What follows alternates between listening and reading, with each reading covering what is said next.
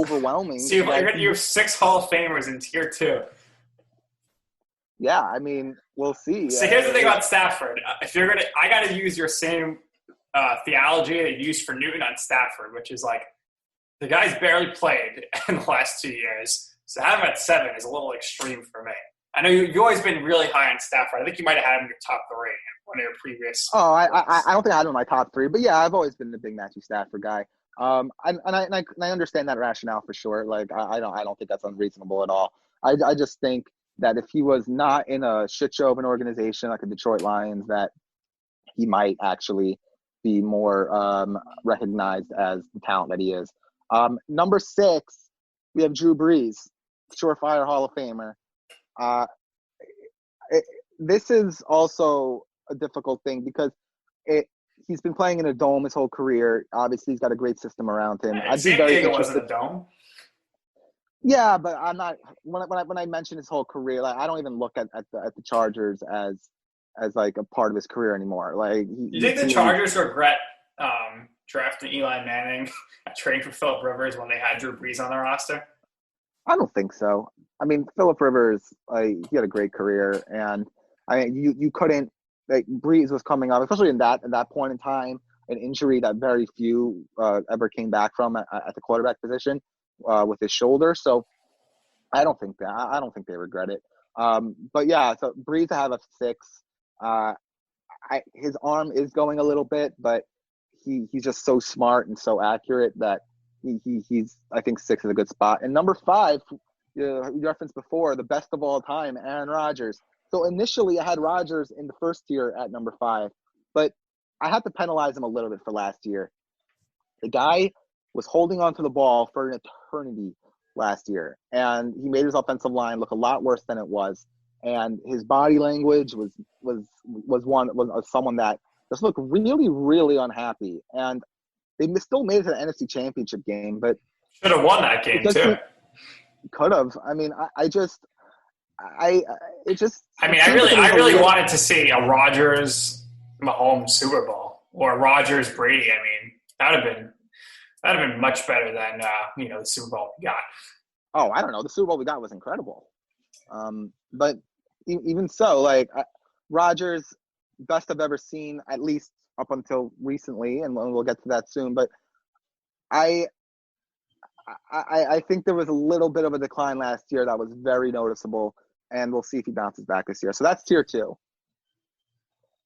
All right, so Hirsch, the Hall of Famer tier 2. So let's hear. We got the every guy left. If you've been listening, you'll notice his mobile quarterback. So I think we all know who number 1's going to be, and then you'll probably be surprised to hear the way the rest of the list falls out. But take it away, Hirsch. You're tier 1, and what's your criteria to be a tier 1 quarterback? Tier 1 quarterback is that these guys are in the prime of their career, and no matter where they are or who is on their team, that they are going to be a contender. And number 4, I mean, that's really going to be put to the test with number 4, and that's Deshaun Watson, because it seems like Bill O'Brien is trying to test that theory. And this guy, you're talking about a winner. Like, this guy is never out of it. And I respect him immensely. Like, I don't regret that the Jets took Jamal Adams, but if Deshaun Watson was the Jets quarterback right now, I'd be a much happier human being. What if the Jets took the number 1 quarterback on your list? We'll get to that. Well, the thing is that they actually were thinking about taking him, which so were the Giants. They were trying to trade up, but it just didn't work out. Yeah, I don't know. But Watson, I have him at 4. I wasn't huge on him coming out, even though I did think he was a winner. I didn't see the elite qualities as a passer. And this guy takes a beating. I mean, he would have been in much worse shape with the Jets with their offensive line throughout his career. Yeah, the Texans' offensive line has not been good. Yeah, he is an absolute gamer, and he proved me wrong for sure. Number 3, we have the reigning NFL MVP, Lamar Jackson. Speaking of someone that proved me wrong, coming out, I wasn't one of those guys that was like, he's going to have to play wide receiver. But I did think that he would have had to be put in the perfect position with the perfect coaching staff with the perfect philosophy.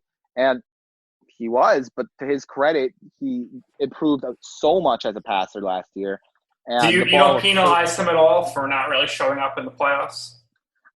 he had a lot of drop passes in that game, man. He obviously didn't have an MVP performance, but I And you don't know think he was drop the issue. passes because you watched every Cleveland Browns game in 2016. So you know bad football when you see it.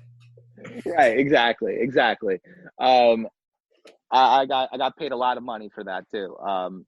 So yeah, I have Lamar at 3. I think that's more than fair. I can understand why people would say, "How can you have the MVP at 3?" But we'll see. I'm very interested to see how the league comes back this year and tries to defend him. Number 2, we have a guy that I had a number 2 a couple years ago also, and I don't regret it at all, and I will defend it to the death. That's Russell Wilson. This guy. I'm surprised you don't have number 1. I mean, no lead is safe against this dude.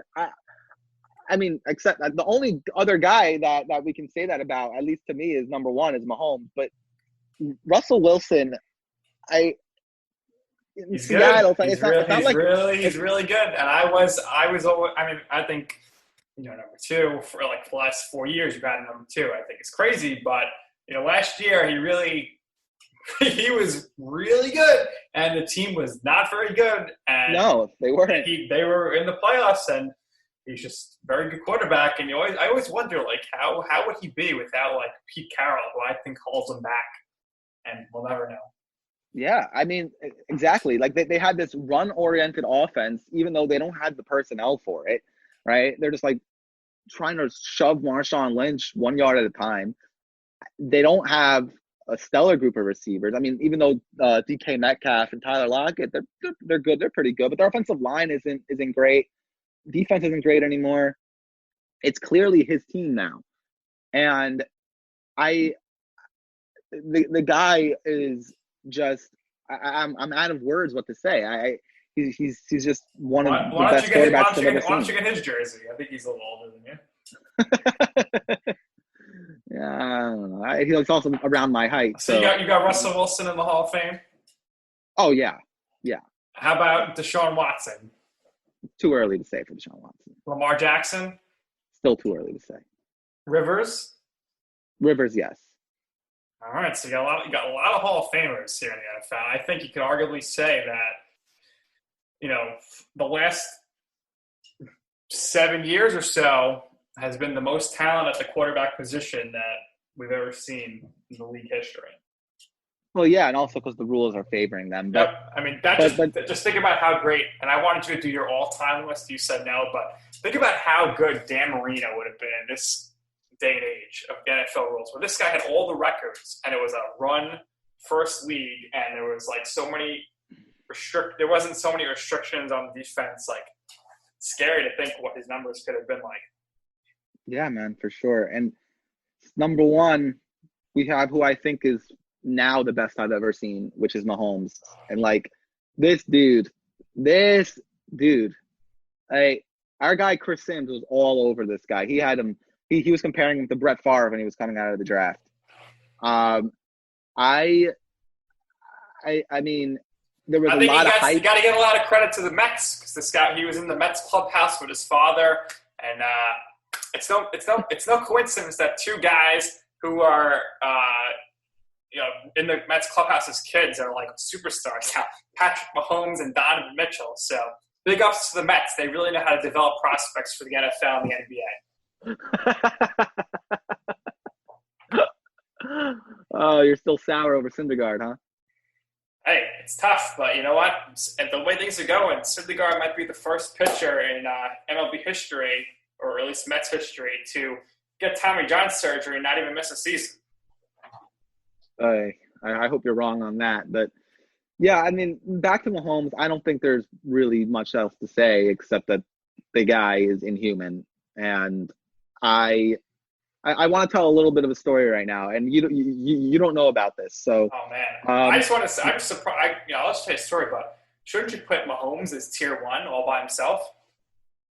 Yeah, probably. Probably, but I thought that was a bit of a cheap move, so I didn't do that. All right, so let's hear this story. Go ahead. And this has to do with why Patrick Mahomes is the best I've ever seen. So going into the Super Bowl, into my Super Bowl party, I was already assured myself at least $230 because I was in a suicide pool, a survivor pool, where you had to choose a team to win every round, and you couldn't use them again. So in the first round, I took the Seattle Seahawks to beat the Eagles, and in the next round, I took the Packers to beat the Seahawks, and the next round, I took the Niners to beat the Packers, and then in the Super Bowl, it stayed in the NFC. I had to, and then in the Super Bowl, I left myself the Chiefs, and then I was in another pool where I was in a pick against the spread pool, where you allocate a certain amount of points for each game every week and pick against the spread, and I was in first place in that pool. And don't forget, folks, just I'm sort of let you know, Hirsch works on a gambling show. This guy is always in Atlantic City at the sports book. He goes to Atlantis in the Bahamas and plays poker with Phoenix Suns players, no joke. So this guy is all about the gambling. Yeah. So I had assured myself at least $230 because my payout on the pick'em against the spread, where I had San Francisco plus 1.5, would have been that payout. Would have been 300 minus the 70 I was invested into both pools. So the game is going on, and obviously my biggest payout is the Chiefs. I would have won something like $900 or so. I would have made a stupid amount of money if the Chiefs would have won by one, because then I would have won both. But I never knew that. Never thought that was a possibility. So it's the third quarter. It's 3rd and 15. The Chiefs are down 10, and my friend who's at the party says, "Andrew, I'll buy my action off you. I'll buy your action off you for the Chiefs for $200. And I'm sitting there. I'm like, it's 3rd and 15. I just saw a tweet where the win probability was somewhere about 2-point-something% for the Chiefs. The 49ers are the team most built to hold the lead in the entire league with their running game and their defense. So I was like, okay.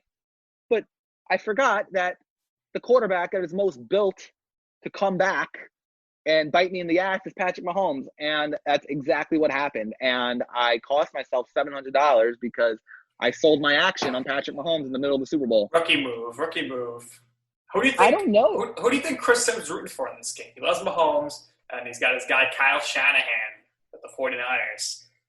I mean, Chris Sims has a tattoo of Kyle Shanahan's initials on his thigh or on his calf. So I'm pretty sure he was rooting for San Francisco. You want to just give my audience a little background on your relationship with Chris Sims?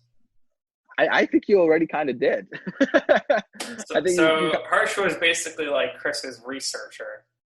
So, if you thought Chris was sounding intelligent on the Bleacher Report betting show, Hirsch is the reason why, right? Nah, I'm not gonna go that far. But I was also a Chipotle delivery boy. Now, Hirsch, I gotta ask you, since you've gone from Bleacher Report, they have launched a whole spinoff thing, which is BR Bets in Las Vegas. I can't help but think that you are a huge part of that being what it is today, because there was no betting show until you were there. I don't know. It wasn't. Listen. I wish them all the best. I don't really have much else to say, but well, if that's the case, that's the case. But I'm happy that gambling is making inroads now, and I hope that all this coronavirus stuff just calms down and we can get back to caring about stuff that doesn't really matter. If you're a degenerate gambler, just check out Hirsch with Sports Illustrated right now. He's still giving you things to bet on, despite the bleak times in the NFL. But Hirsch, it's been fun. Any last thoughts on your QB list or anything else we discussed today? Nah, I mean, not really. I think it's 100% perfect, and anyone that has an issue with it can go to hell. Wow. What a way to end the show. All right. Go check out Hirsch on Twitter at ClocksHirsch. He does not tweet at all. The last time he tweeted was probably 2016. He retweeted some Patriots stat or something. Just don't check my likes. Just don't do that. He might be on Instagram, but I don't really know. He doesn't like to live a social life. But that's going to do it here for the 3rd episode of this podcast. So you've been listening to I'm Right, and we will be back next time with a full WrestleMania preview. So stay tuned for that. Thank you for listening.